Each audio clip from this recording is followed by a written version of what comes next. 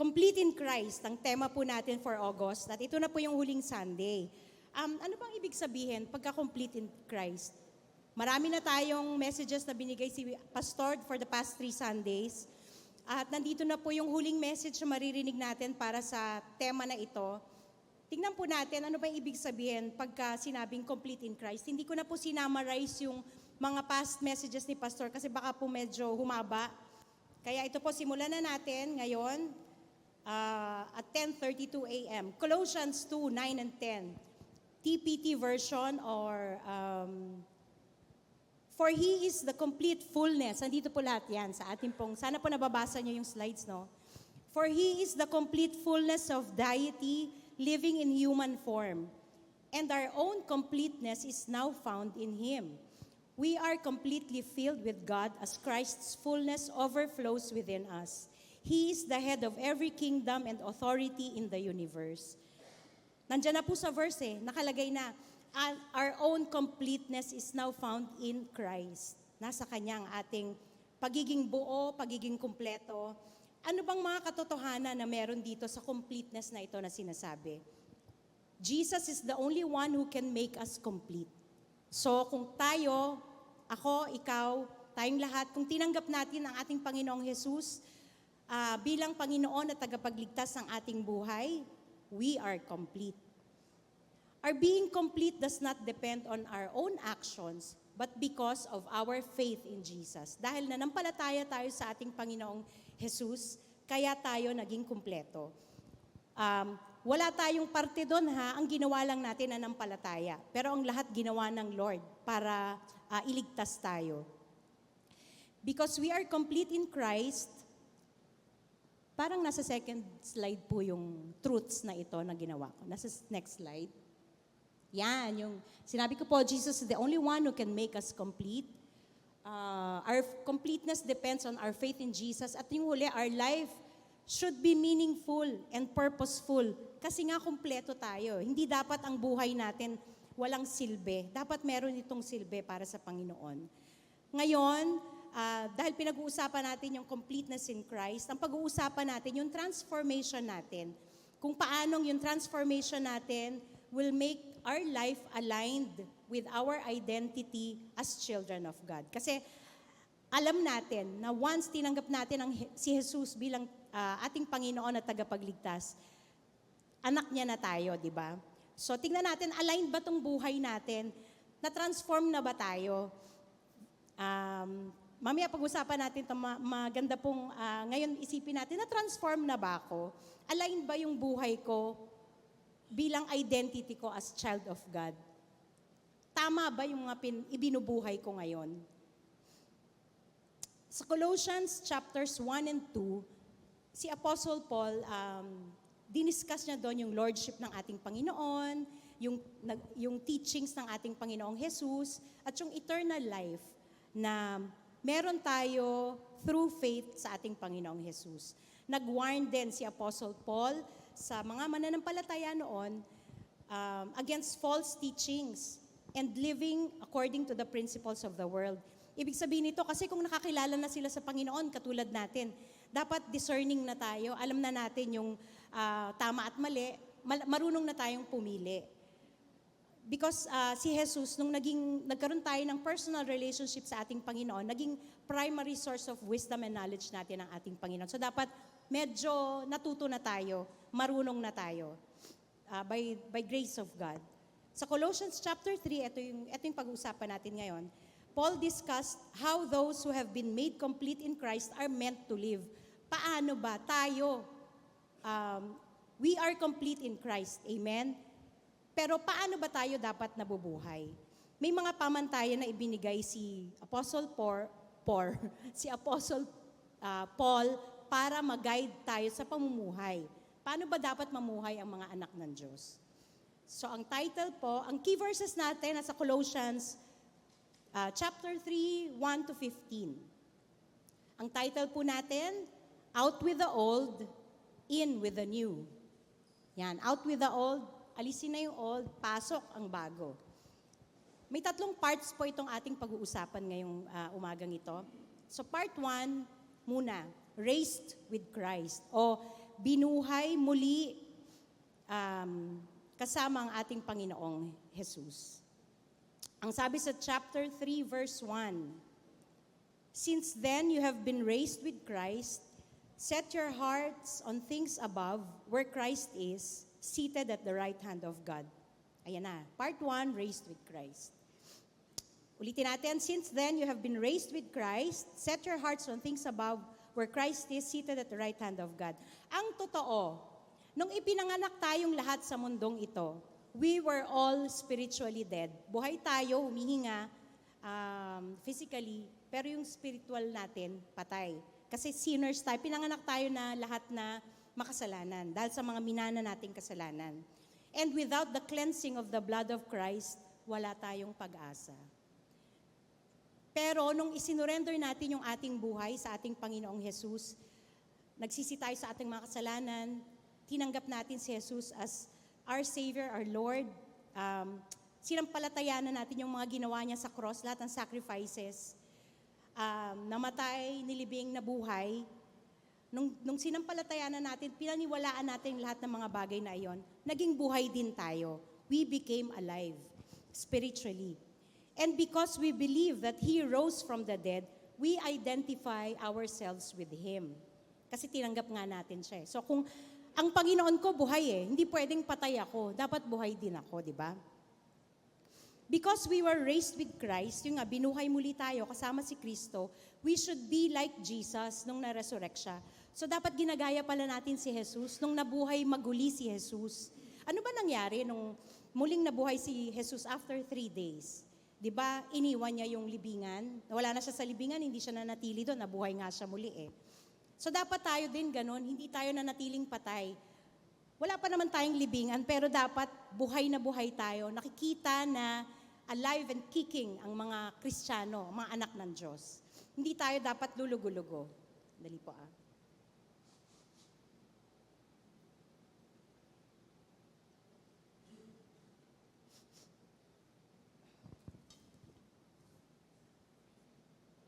Pasensya na po.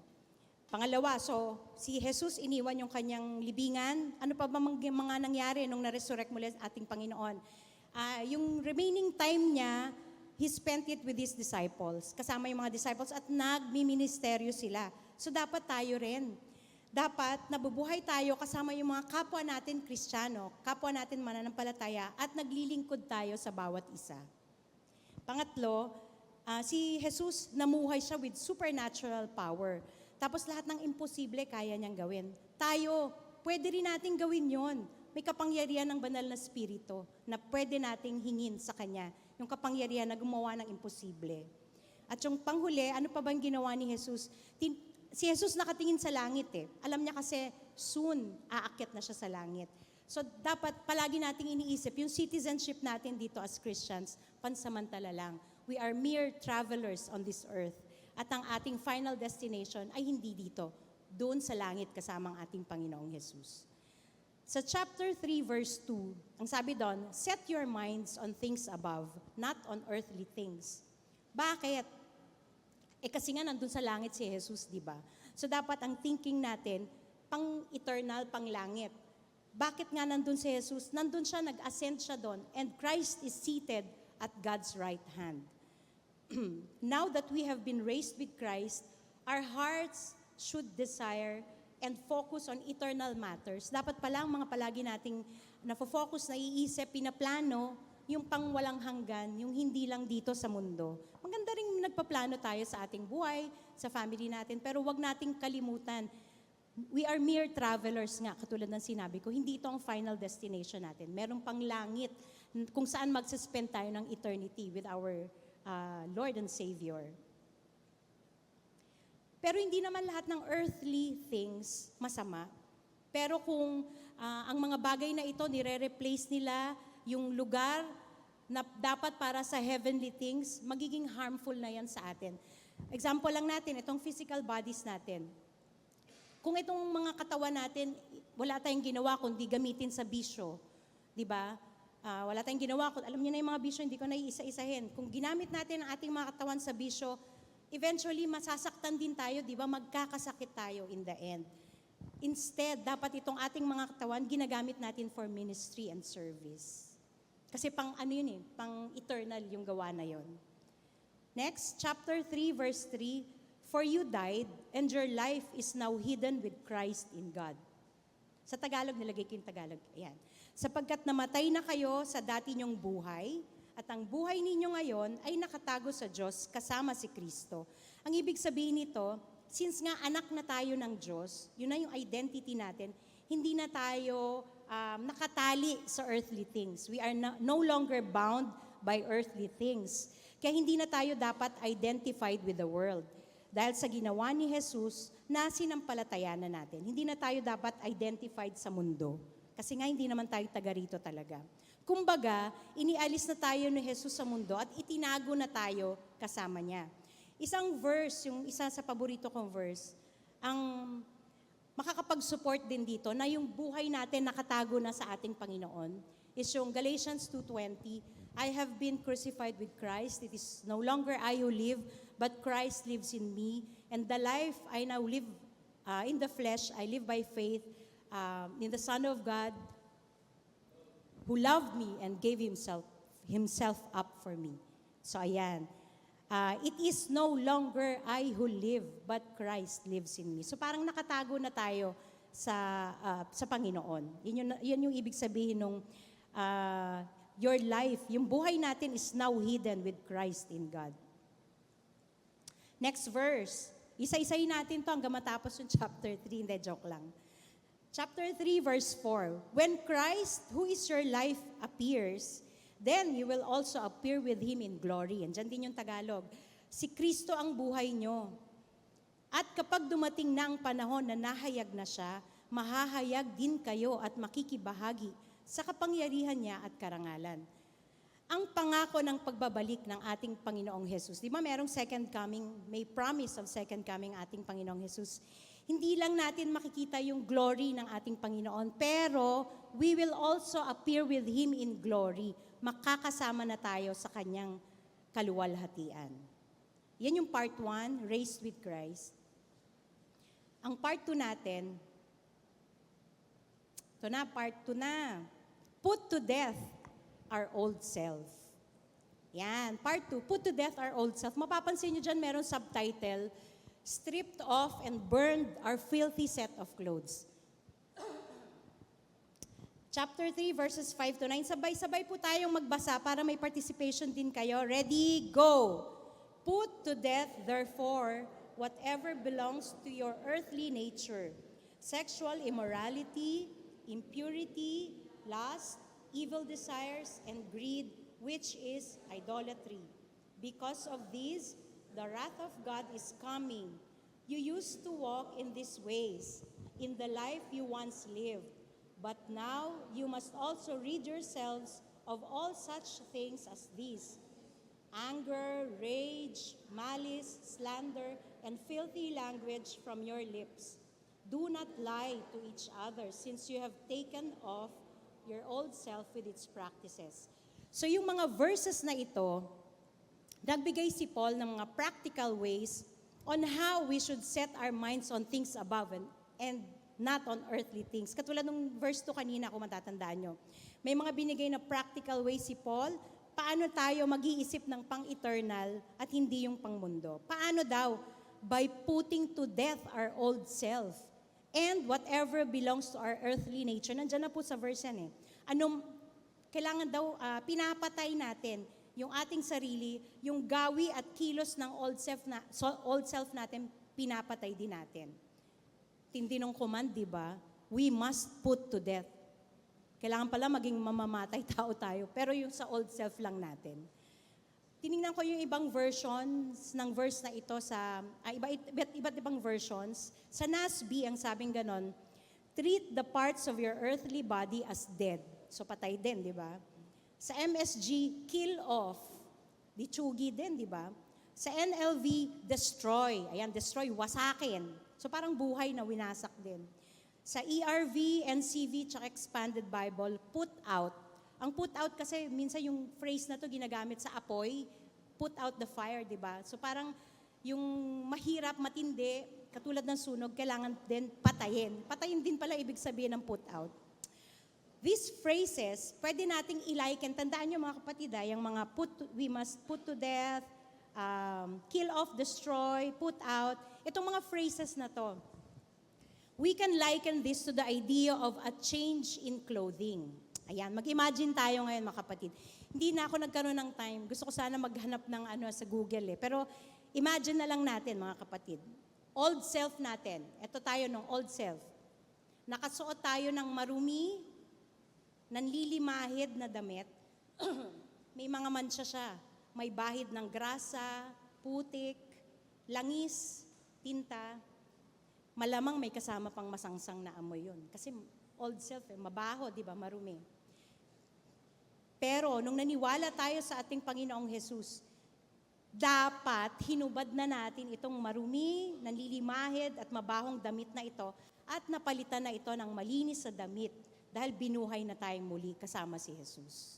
Na-imagine nyo mga kapatid, yung dati nating self pala, ganun kadiri na parang hindi ka naligo ng ilang araw. Kasi isang araw lang na maglinis ka ng bahay, sobrang asim mo na di ba? Dumi mo na Pero yung walang katulad yon dito sa sinasabing old self na to. Nanlilimahid, marumi, mabaho, maputik. Na-imagine nyo na ba? Yung mga old self natin na ganun karumi. Tapos yung sinasabi kong subtitle, stripped off and burned our filthy set of clothes. Nakita ko yan sa verse 9, MSG version. Sa next slide, please. Nakalagay doon sa version na yan. Don't lie to one another. You're done with that old life. It's like a filthy set of ill-fitting clothes you've stripped off and put in the fire. So ito, binanggit dito pala yung damit. Dito ko actually nakuha yung idea na damit pala ito, yung old self natin, is a filthy set of ill-fitting. Filthy, ibig sabihin marumi. Yung ill-fitting, ang ibig sabihin niyan, hindi sukat sa atin. Pwedeng sobrang laki, o kaya sobrang liit, sobrang haba, or sobrang ikli, ill-fitting clothes. So, hindi sukat sa atin, yung old self pala natin. Kaya dapat stripped off, at hindi lang in-strip off, hindi lang siya hinubad, burned. Dapat pala sinunog na natin our filthy set of clothes. Yung old self natin, dapat pala abo na ngayon.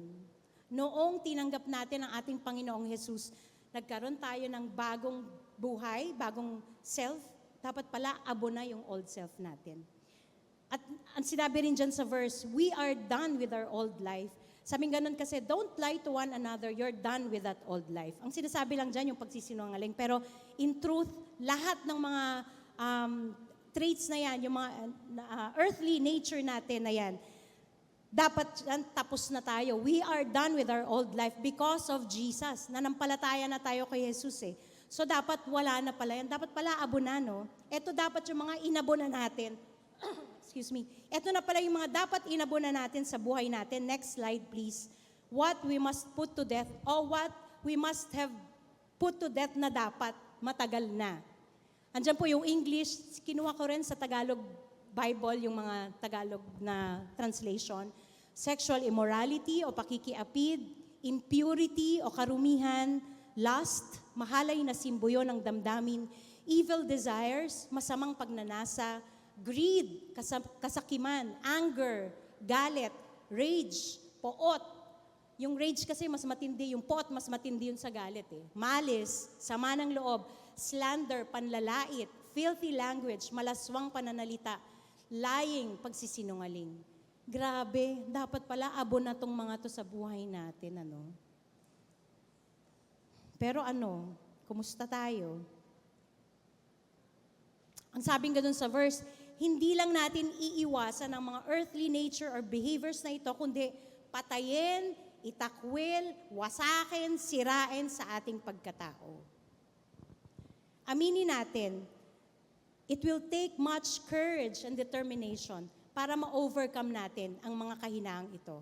Pero hindi naman talaga natin kakayanin this on our own. Kailangan natin ng kapangyarihan ng ating Panginoong Jesus at ng banal na Espiritu na laging available 24/7 para tulungan tayo and to enable us to kill our old self. Yes, naging habit na natin ang ilan sa mga maling gawin na ito. But the blessing for us, alam niyo mga kapatid, we have Jesus to turn our life around. Hindi tayo hopeless. Meron tayong Panginoon na buhay, makapangyarihan, kaya niya tayong alisin sa old self na yan. We have hope for a new self dahil kay Jesus. Sa atin, ng mga mananampalataya, who are spiritually free. Di ba kanina spiritually dead tayo, pero we were raised with Christ, pero spiritually free na tayo. We should not live with these sins anymore. So yun pala, yung una lang isipin natin, ito palang mga to, every time na magkakamali tayo. Abo na to ito abo na to dapat Wala na to dapat sa katauhan ko Abo na pala to dapat, sinunog ko na ng matagal. Part 3. Nandito na po tayo sa last part. Put on our new self. Ano yung sabi dun sa second part, sa part 2? Put to death our old self. Sa part 3, put on our new self. Andiyan na naman yung subtitle, Dress in the wardrobe God picked out for you. Ganda, no? O basa ulit mga kapatid, sabay-sabay tayo. Chapter 3, verses 10 to 15, ready, go! And have put on the new self, which is being renewed in knowledge in the image of its Creator. Here, there is no Gentile or Jew, circumcised or uncircumcised, barbarian, Scythian, slave or free, but Christ is all and is in all. Therefore, as God's chosen people, holy and dearly loved, clothe yourselves with compassion, kindness, humility, gentleness, and patience. Bear with each other and forgive one another if any of you has a grievance against someone. Forgive as the Lord forgave you. And over all these virtues, put on love, which binds them all together in perfect unity. Let the peace of Christ rule in your hearts, since as members of one body you were called to peace. And be thankful. Dito naman sa mga verses na to, Paul stated the positive behaviors that Christians should consciously practice. So yung mga positive behaviors dyan, consciously dapat pala ginagawa natin, pinapractice natin, ina-apply natin sa buhay. Paano? Put on our new self. Put on the new self. Ang other versions, katulad nung put to death, tinignan ko rin po ang other versions sa ibang Bible, yung new self na ito. Ang sabi sa iba, new person, clothe yourself with a new nature, being clothed with a new man, brand new kind of life. Ano napansin nyo? Lahat may new, di ba? Lahat bago. So, ibig sabihin talaga, kung may luma, out with the old, in with the new. Ito na nga yung new self. Not only does this new self replaces the old self, pero ang sabi ng verse, being renewed in knowledge. Ibig sabihin nito, patuloy na nababago yung pagkakakilala natin o kaalaman natin tungkol sa ating Panginoon. At pag unti-unti nakilala na natin yung ating Panginoong Diyos, kung ano yung character niya, lumalapit na tayo dun sa puso niya, eventually, actually yun na talaga yung purpose natin, maging katulad na natin siya. Oo, tama, maging katulad na natin siya. Verse 12, yung MSG version, dyan ko kinuha yung subtitle na Dress in the wardrobe God picked out for you. So ayan, nasa MSG version, so, chosen by God for this new life of love, dress in the wardrobe God picked out for you. Compassion, kindness, humility, quiet, strength, discipline. Kung kanina, sinasabi natin sa old self, ay tulad ng paghubad ng marumi, nanlilimahid, masangsang na damit, putting on our new self is like wearing a new and clean wardrobe that God picked out for us. Grabe, no? Hindi tayo pumili nito, Diyos. Ang mismong Diyos in His grace, ang nagbihis sa atin ng bago, maputi at malinis na damit. Kaya for sure, mabango rin yun. Yun yung new self natin.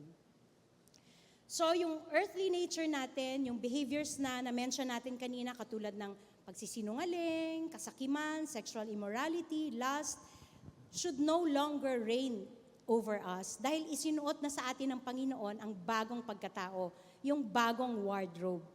Ang command, dress in the wardrobe God picked out for you. Isuot daw natin. Kung kanina inalis na natin at dapat sinunog na natin yung old self, isuot natin itong wardrobe na pinili ng Panginoon Diyos para sa atin. Tandaan natin, we have been chosen by God for this new life. Nandun sa verse una, simula, chosen by God for this new life of love. Hindi lahat pinipili. Tayo, may privilege tayo. Pasalamat tayo sa Panginoon na isa tayo sa mga pinili ng Diyos.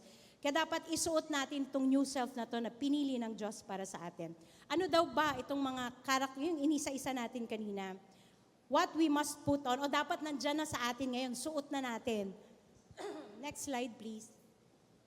Compassion, mahabagin, kindness, mabait, humility, mapagkumbaba, gentleness, mahinahon, patience, mapagtiis, forgiveness, mapagpatawad, love, pagmamahalan, peace, kapayapaan, gratitude, mapagpasalamat. Ito bang mga ito na gagawa na natin? Napapractice na natin? Kapag ka isa-isang nakikita na sa ating character, ang mga bagay na ito, itong mga new self natin, ang implications niyan, visible na sa ating pagkatao natin. Unti-unti na natin sinisira o pinapatay yung old self. Pag unti-unting lumalabas na itong magagandang behaviors na to, unti-unti lumiliit, nawawala, nasusunog at naaabo na yung mga old self natin. Masasabi rin natin na ang buhay natin is aligned. Ayan na, aligned na tayo sa identity natin bilang anak ng Diyos kung talagang pinapractice natin ito. Tandaan natin itong mga bagong new attitudes na ito ay swak or sukat ito para sa mga anak ng Diyos. Diba kanina meron tayong ill-fitting na maduming damit, yung filthy, ill-fitting clothes, hindi sukat yun sa atin. Sobrang laki, sobrang luwag, o kaya sobrang sikip, sobrang ikli. Etong mga attitudes na ito, magagandang behaviors na ito, sukat yan para sa isang anak ng Diyos.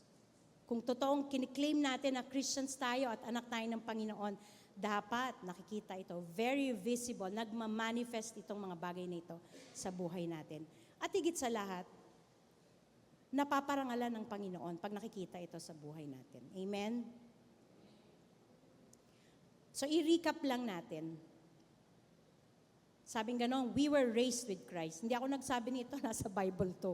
We were raised with Christ. Binuhay tayo muli kasama si Kristo. By being alive, by being alive, hindi tayo lulugo-lugo na parang nalugi tayo.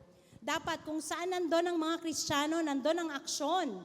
We should be alive, awake, and enthusiastic. Buhay kasi tayo At binuhay tayo muli ng Panginoon. Number 2, put to death our old self. Naniniwala ako na ang bawat isa, minsan may struggle doon sa ating old self. Kaya dapat patuluyan yung pagwasak natin sa mga wrong behaviors na ito. Hindi rin natin masisisi kasi nature natin yan Masama talaga yung nature ng tao, talagang evil. So kaya nga, consciously dapat, at consciously and continually, winawasak natin ang mga wrong behaviors na ito sa ating buhay. What is important, nakikita ng Diyos na nagsusumikap tayo to do better. Hindi lang sa Makati ang better, pati tayo nagiging better. Number 3, put on the new self. Kung sa put to death, patuloy na pag-destroy sa old self. Dito sa put on the new self, patuloy at consistent na pagsasanay ng tamang pag-uugali. At dito, malaking tulong, yung palagi nating consistent tayo na nagsasaliksik, nag-aaral ng salita ng Diyos. Kasi yung scriptures na yan, they will continually transform us so that we will not be conformed to the pattern of the world. Romans 12:2. Hindi ko na kinote dyan yung Romans 12:2. Yung scriptures, nandyan sa Bible, yung mga reminder sa atin, paano tayo mabuhay, yan yung tutulong sa atin para mabago tayo talaga. Salita rin niya yan In our identity as children of God, kailangan tayong kumilos as people committed to our Savior in word and in deed. Hindi lang natin sinasabing Kristiyano tayo sa nguso, pero dapat sa puso. Nakikita, lumalabas sa ating pag-uugali.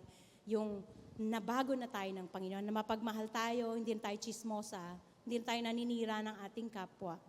Maraming dito, tinamaan. Maraming tinamaan sa akin. At I'm sure sa bawat isa sa atin. At ang best testimony natin, para makitang anak tayo ng Diyos, is putting our new self. Amen? Sige po, tayo po'y manalangin. Thank you, Lord. Salamat, Panginoon, sa salita mo na tunay po na nakapag-correct, nakapagpaalala sa amin, Panginoon, na yung old self po namin, Lord, dapat pala itong abo na, dapat po hindi na ito nagmamanifest sa buhay namin. Patawarin mo kami, Lord. Alam namin, nagkaka-struggle po kami. May mga panahon, Lord, na nahihirapan po kami to overcome our weaknesses, Panginoon. Pero tama lang na hindi kami mag-depend sa sarili namin. Dapat nakadepend kami sa iyo because you have the power to overturn. You have the power to transform us, Panginoon. Sa iyo po kami hihingi ng lakas. Sa iyo po kami hihingi, Panginoon, ng direction sa aming buhay. Sa iyo kami, Panginoon, magdedepend dahil alam namin sapat ang kapangyarihan mo at ang biyaya mo para maisuot namin yung new self na pinili mo para sa amin. Thank you, Lord. We are very privileged na pinili mo kami para magsuot ng new self na ito. Nagpapasalamat kami, Panginoon, dahil sa pagmamahal mo at hindi mo pagpapabaya sa amin, Panginoon. Salamat that you continue to change us continually. Pangit man kami ngayon, bukas, sa makalawa, sa mga susunod na panahon, unti-unti nakikita na yung image mo sa amin, Panginoon. Nakikita na dapat ng mga tao, Lord, kung ano ka sa buhay namin. Nagmamanifest ito, Panginoon, sa aming mga behaviors. Salamat, Lord. I-empower mo kami. Inaamin namin na hindi namin ito kaya. We need you. We need your power, your direction. We need your Holy Spirit to guide us, Panginoon. At salamat na muli na paalalahanan mo kami. Alam namin, we are complete in Christ. Pero dapat yung buhay namin, merong nagmamanifest na magagandang behavior, Panginoon. Mga behavior na itinuro mo sa iyong salita. Salamat, Lord, sa iyo namin maingat na ibinabalik lahat ng papuri at pagluwalhati sa pangalan ni Jesus. Amen and amen.